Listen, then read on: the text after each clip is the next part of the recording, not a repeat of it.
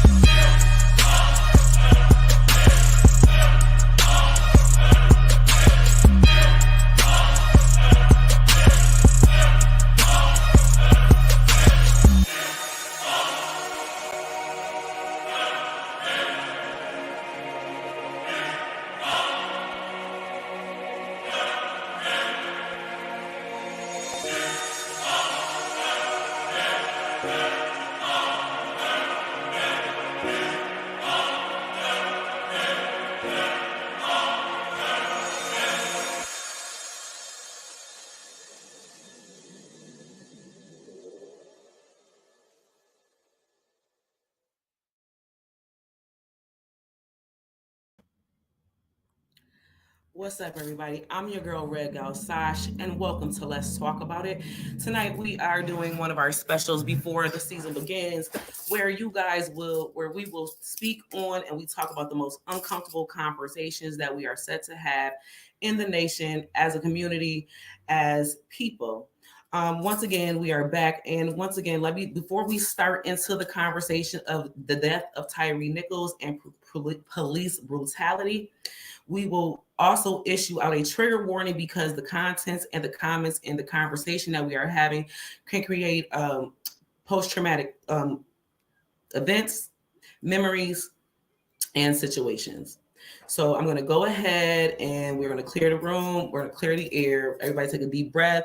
We're going to get into it. We're going to divulge into it. We're going to get a little bit sensitive with the content and the nature of the conversation. So I'm going to go ahead, take a shot, take a deep breath, because this is an emotional thing. Once again, our community is under attack, and we have to be aggressive in protecting our Black men in our community. Okay, let's get into the conversation, everybody. So I'm just going to set the tone. Go ahead, jump in here if you want to. Later on, jump into the comments. We are always responding. So once again, I am your girl, Red Gal Sash. What's up? Let's talk about it, family. You see the comments in the title line below. It is we're speaking on today the death of Tyre Nichols and police brutality. And once again, we are back at the forefront of our community and our Black men basically going into a level of extinction. And I'll explain in why I feel this way. January 7th of this year, 2023, 29-year-old Tyre Nichols was supposed to be stopped or allegedly stopped on a routine traffic stop where he was supposedly driving reckless, and he was pulled over. He was pulled over with the notion that he was driving reckless.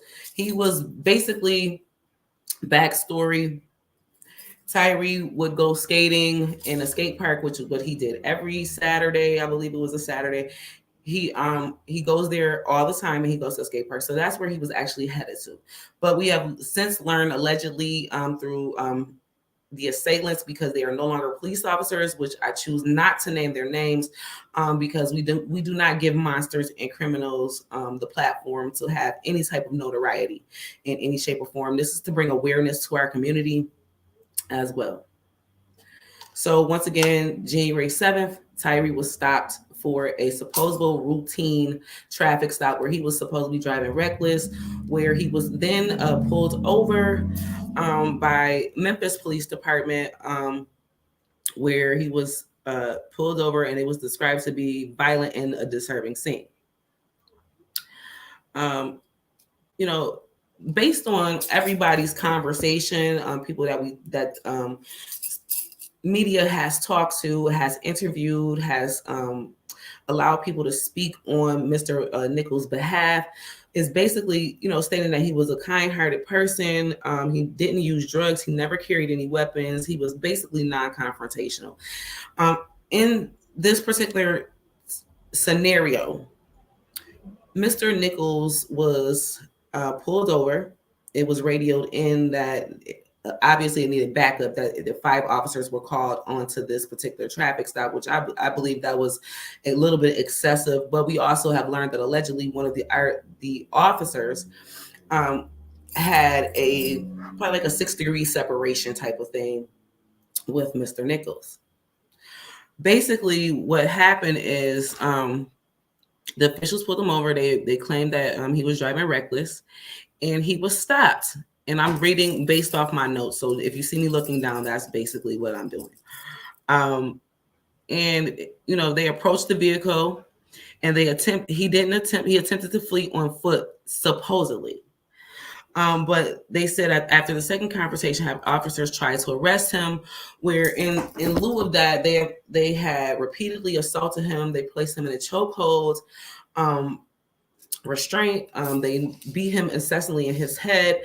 Also, in the duration of that time, I think it was approximately 31 minutes through the whole assault, with 5 officers, EMTs, and firefighters present as well. And they gave him 71 commands in a matter of 31 minutes, which he was unable to do. So as they were assaulting him, this is just, at this point, it's outrageous, the level of brutality that our Black men have to suffer through, or have to ordeal, and how we have to basically prompt and prep our young sons and boys, nephews, and things of that nature to how to deal with law enforcement. At this point, this is not something that is a once in a lifetime thing. This is a constant thing. We've seen this from Rodney King, George Floyd, etc., etc., etc. When does it stop? When do we decide that we've actually had enough of them basically holding hand in the distinction of our Black men in our Black community? It's already a limited amount of men in the Black community, positive men in the community, or just men in the community in general, simply due to incarceration, death, and gang affiliation, as well as police brutality.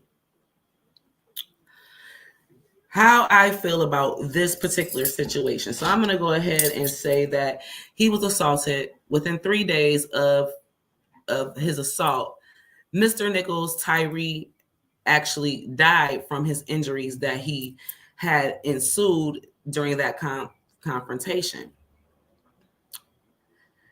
It is nothing new for the Memphis PD to have acts of violence towards members of the community. Traffic stops, it has been going on well on since the 70s, probably prior to that, based on racial conflicts, civil rights, and things of that nature. And all of those same things come into play in titleism in regards to his death. The point is, and the reason why we're doing this at this point, as a Black woman potentially wanting to have a Black son, I don't have a Black son, but I have a nephew, I have a brother, I have a father, I have cousins, where I have to make sure that there is a prayer, or I pray for them. Like I said, we often prep our boys and our children how to deal with police officers. It is now coming into a time where we should be alarmed, in lieu of the 2 years prior that everybody's saying like we are getting set back. How are we set back when we have never came forward? In lieu of George Floyd's assault and ultimately his death, there was an act in place that would establish proper exercises and proper procedures on how to deal with traffic stops and disturbances that possibly pertain to the participants, or if it was a reckless or dangerous situation, then it would require some type of force. Force should never be excessive where it requires death. It's the same thing for Black women, but right now we're focusing on the Black male community. Are we to say that we can't drive in our cars safely? Are we to say that, well, it's pretty much safe to say that we don't trust the police to do their job as correctly and efficiently as they're supposed to? Now, in 2022, there was a record high in the US where we had reached a point where police killings were becoming at alarming rates. According to the Guardian reports, police across the country have killed an average of more than 3 people a day. That means it's nearly 100 people every month. Last year, to mapping the police and the police violence. There's also non-for-profit research as well that the death at the hands of law enforcement, including people being fatally shot, beaten, and restrained and tased. Now, in that time, same things as the things that I'm explaining with the demographics of the level of police brutality, assaults, and murders. All of these activities happen with Tyre Nichols. When does it become enough? When do we as a community become outraged enough to say that we don't feel protected by the people that are here to protect and serve? They are not properly trained. And I've said this in previous podcasts, on other podcasts, I've said previously that I think that they need psychological and psychiatric training. They do these physical agility trainings, but do they do these psychological trainings? Because majority of these law enforcement are abusers, or they hold some type of psychopathic tendencies. Are we tired yet? Not sure. I know I'm personally tired. I'm tired of waking up to news that another one of our Black kings have ultimately died from the hands of law enforcement that are set to protect and serve. How are they serving when they are for supposedly a routine traffic stop, and it ends in death? He never had the option to show his hands, show that he had no weapon. 2, do the standard procedure. There are body cams in place for these particular reasons at hand. So at some point in time, no one turned off the body cam. There was dash cams as well. When are we tired? When have we had enough? I don't necessarily know if I would even want to call police. Even in my city, I'm not exactly comfortable having the conversation of, oh, I should call 911.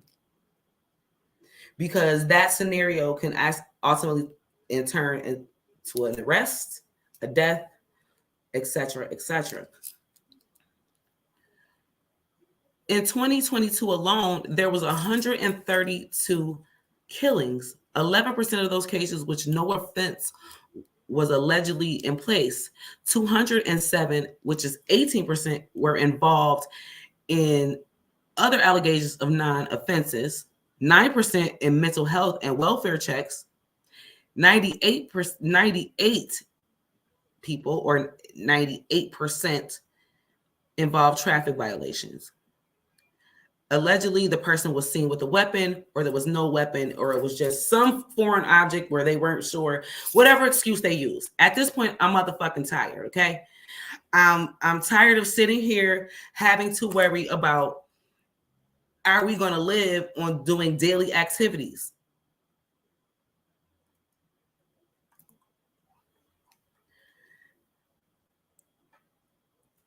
He killed her. Wow, I didn't know that he killed her. Now, what I do know is that after he beat Tyre,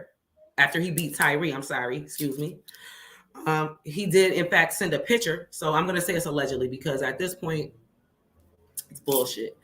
I don't want to hear that anymore. I don't want to speak about it. At this point, it's nowhere safe. We don't have a safe place. And this is why I always say that there should be community peace officers for standard traffic stops, domestic violence, things of that nature, because it always ensues with excessive force and our Black men dying. We are already, like I said, we are already limited by the male population in itself due to the simple fact of incarceration and gang violence and things that are ensued based on stereotypical or systematic racism, or basically Stockholm syndrome to our community, because we fall short of what the community is. Now, here's the thing. In society, based on stereotypes, they already deem us as violent based on social media, influences of racism, civil rights, and the definition of Black is evil. When is it enough that we gotta fight? We have to fight every chance. Now, once again, this is in lieu of George Floyd. So what I'm saying is there's an act in place. Now, it passed in the House, but it did not pass in legislative or the Senate.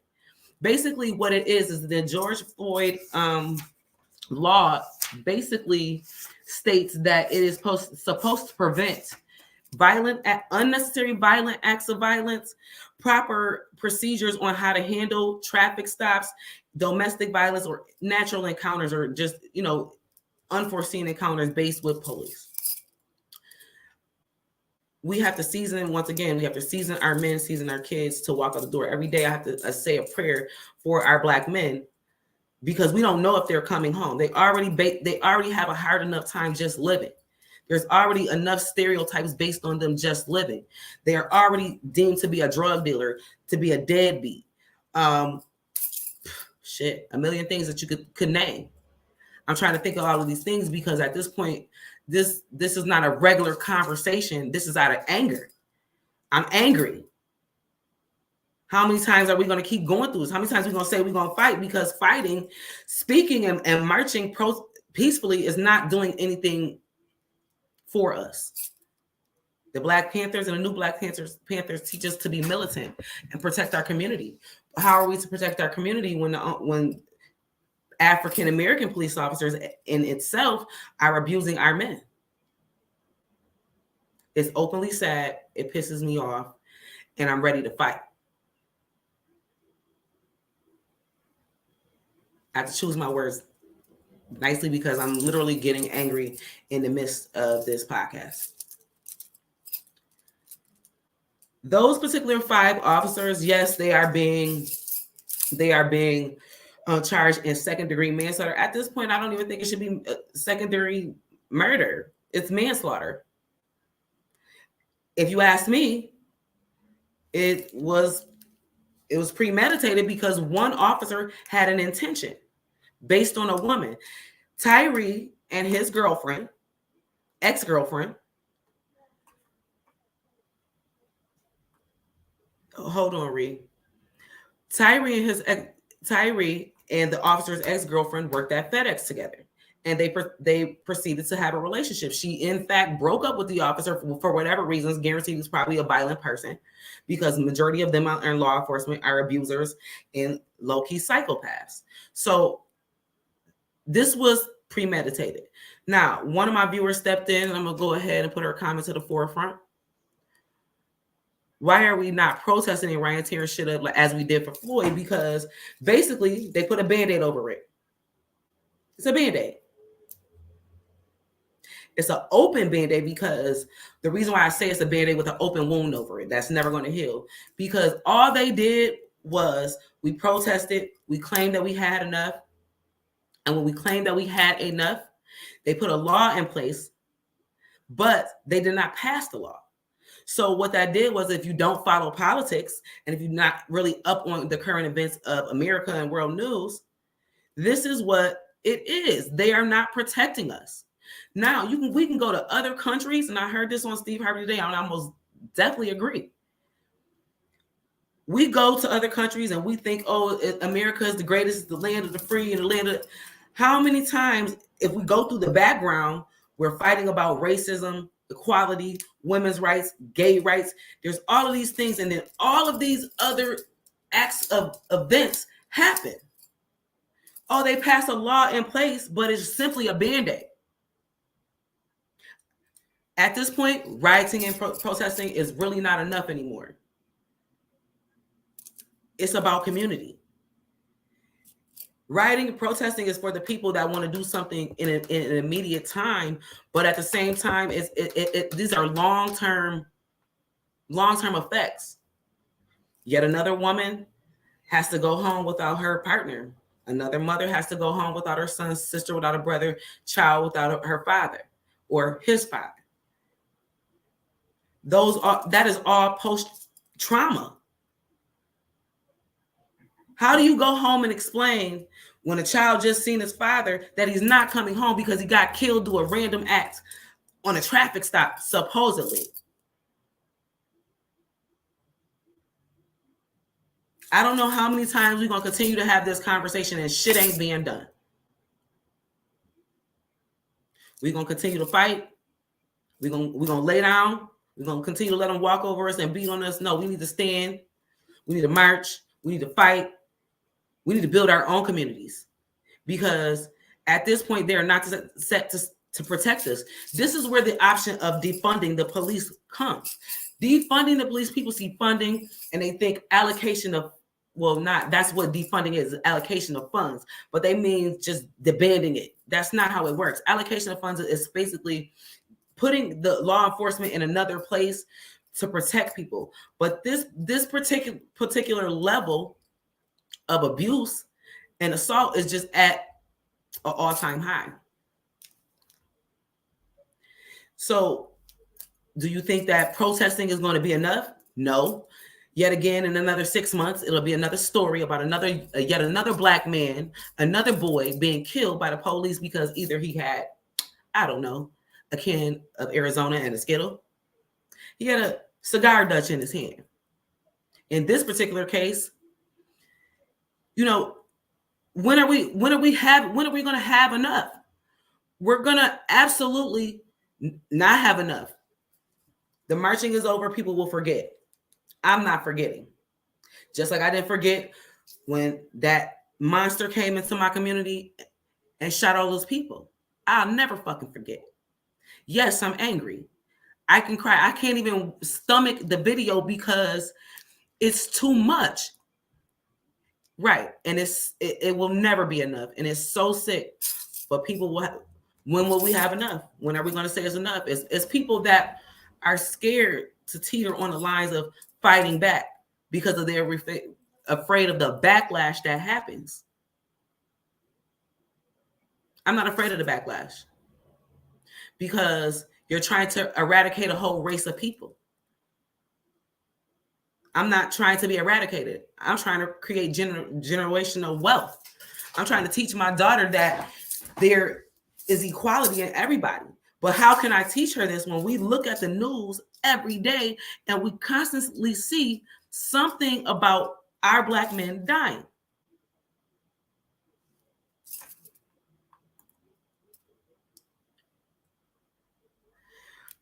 The reason why we haven't heard anything about him is because they're still pushing the mental health thing. And that's the same thing with the Band-Aid. Now, let's sidebar, because you want to talk about the white monster that massacred those people in our hometown, Buffalo, New York. There was a Band-Aid. There's a law in place, a Grievance Family Act, but it is yet to be passed. We're waiting on Kathy Hochul ass. Yet y'all voted them in. So let's do the numbers for Mississippi. Right? Since the 1970s, on paper, quite sure it's more. Basically,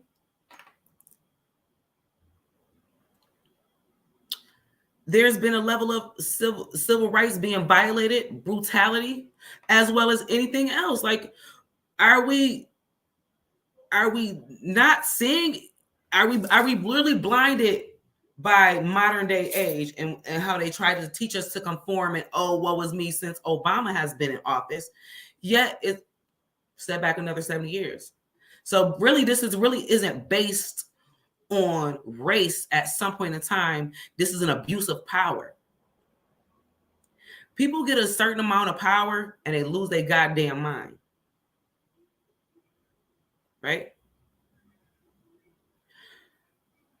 Are we going to say, fuck this shit and take back our community and take our men back and try to preserve life? Because we are here in the same spot. We are exact same spot 2 years ago. Take it back. What, 91, 92, 94, hence the LA riots of the beating of Rodney King. Those were not all white officers. Some of them were African American. So what are we going to put in place? What are we going to do about them killing every black man on the street? How do we necessarily prepare our young children, our boys, our nephews, our brothers? How do we prepare them to walk into or go about society living in fear? They are, once again, they already have a million things that are already set against them from the time they're born.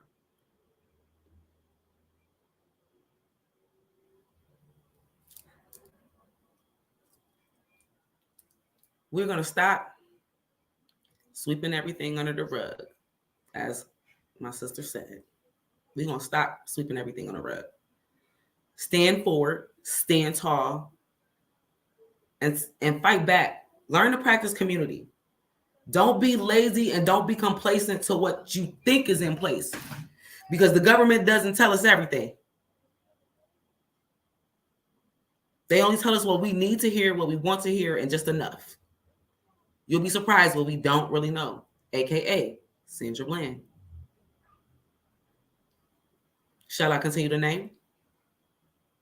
Trayvon Martin, Michael Brown. I've had enough, personally. I don't understand, like I said, it's a level of festivity, if that's even a word, that I'm at. And we have to learn that, or understand that it's not just about one person, it's about all of us. I'm tired of dealing with this bullshit, personally. How many times are we going to continue to deal with this type of behavior? And as the details of the investigation go on, more and more people are held responsible, because there were other people, EMTs, firefighters, that were present that did nothing. Literally acts of violence, or literally conversations or radios of, I hope he beat his ass. I hope he stuffed the shit out of him. You tased him, so he got electrocuted too. How much can one person take? At this point, it's excessive force. It's unnecessary. Personal issues got in the way, and personal feelings got in the way. And we have to figure out what we are going to do. Are we going to stand tall? Are we going to lay silent? What are we going to do?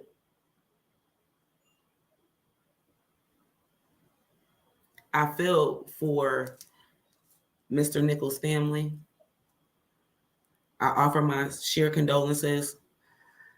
I wish my platform was a little bit bigger so that I could have a conversation with you, so that you can get your message out, because it will never be conveyed properly through newspaper, through media. If you had a proper platform to say exactly how you feel and how outraged, and understanding that this is open elimination of a community of people. I really don't know how to feel. I am most definitely pro-Black, but pro-Black doesn't necessarily mean that I hate. I hate no one. I actually love everybody. Everybody is family as long as you are good to me. And I can't stomach another murder. I can't stomach this conversation. But yet we have to have it. We have to talk about the uncomfortable, speak on the uncomfortable, learn to fight back. Stand militant, stand strong.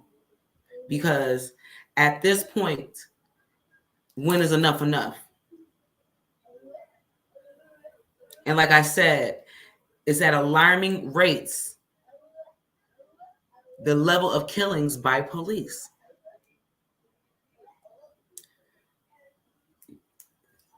At this point, we are all those people fighting for civil rights, that shit is out the window.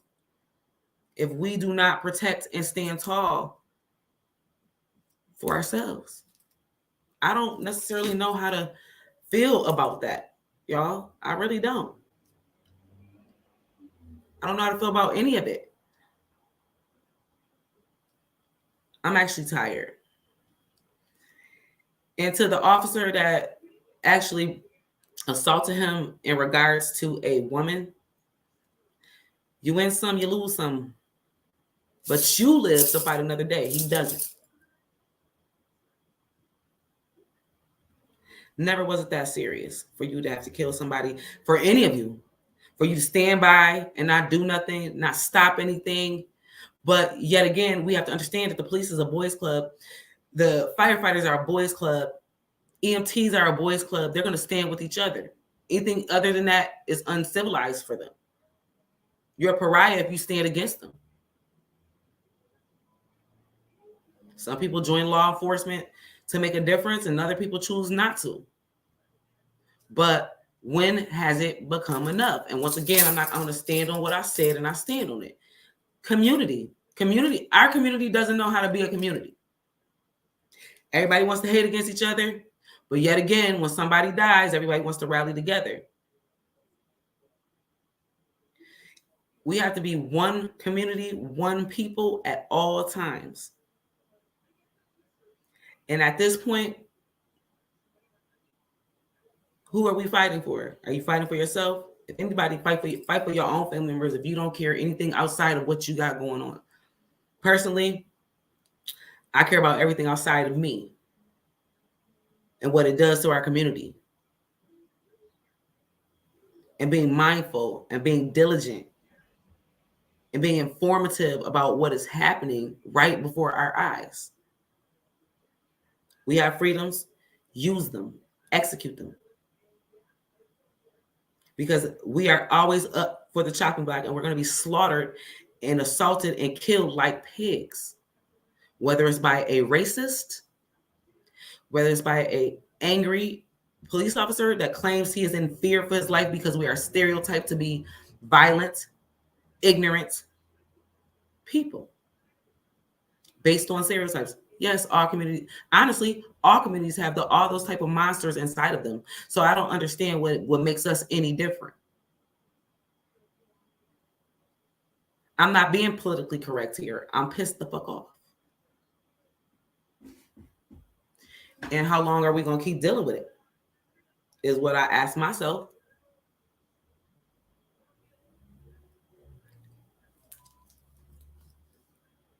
He basically succumbs to a period of just straight nonstop bleeding. He's not an animal. He's a human. And for those Black officers or assailants, as I say, they monsters. Like I said, I don't give them the platform for nothing. They don't get no kudos over here. Every time you put your foot on his neck, every time you hit him, you were kicking yourself.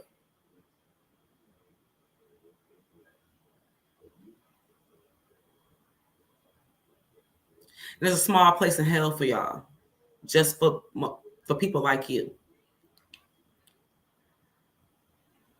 I don't understand how you can get to this particular level of abuse in a random traffic stop. What was he really doing except telling you that you were assaulting him, you were hurting him, and you were doing too much? All of those things were true.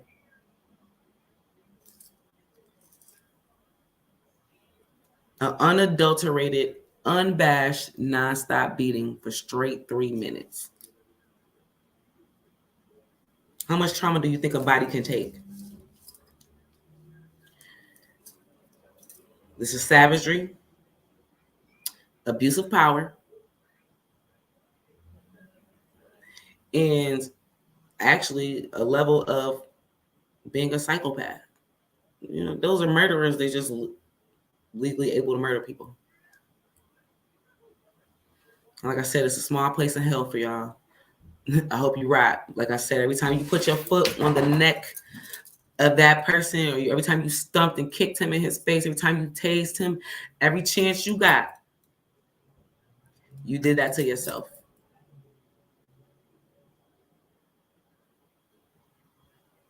Once we learn to practice community, we will be a better people. I'm going to continue to say, stand up and fight. And something has to stop. In order for these laws to be put in place, we have to vote. We have to exercise our right. You keep not voting. They keep saying we don't care. We don't show up in numbers.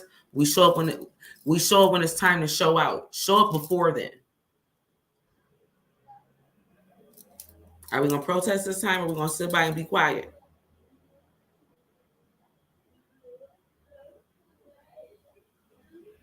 Breonna Taylor, same thing.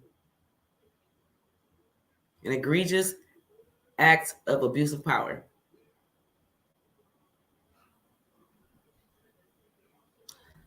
I don't know much longer I can stomach this conversation. I'm really, really pissed off, and I want to use so many cuss words, so I'm not. But once again, I'm your girl, Red Gal Sash. Thank you for tuning in for Red Gal Speaks tonight for Tyre, Nichols, and police brutality, and my take on it. Please jump into the comments, like and share this live. Gotta fight back, y'all. And I thank everybody for joining out. Once again, jump into the comments. I do respond back. So just tell me how you feel. And I appreciate you guys tonight.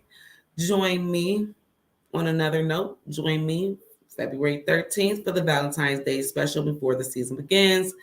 And spread love, not hate. I'm your girl, Red Gal Sash. I love you. Let's talk about it, family. We got to do better. Have a good night.